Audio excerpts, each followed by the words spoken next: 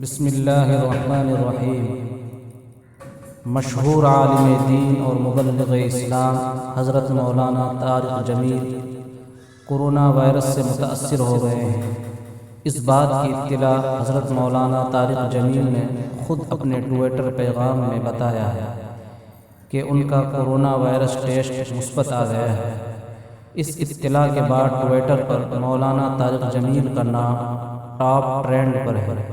بڑی تعداد میں حضرت مولانا طارق جمیل کے چاہنے والے اور محبین ان کے نام کا ہیش ٹیگ استعمال کرتے ہوئے ان کی جلد صحت یابی کے لیے دعائیہ پیغامات جاری کر رہے ہیں۔ اللہ تبارک و تعالی سے دعا ہے کہ حضرت مولانا کو جلد از جلد اپنے فضل و کرم سے صحت عطا فرمائے اور اس وبا سے نجات عطا فرمائے۔